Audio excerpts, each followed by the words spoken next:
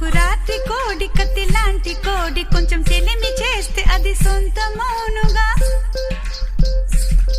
సంకురాత్రి కోడి కత్తి లాంటి కోడి కొంచెం చెలిమి చేస్తే అది సొంతమౌనుగా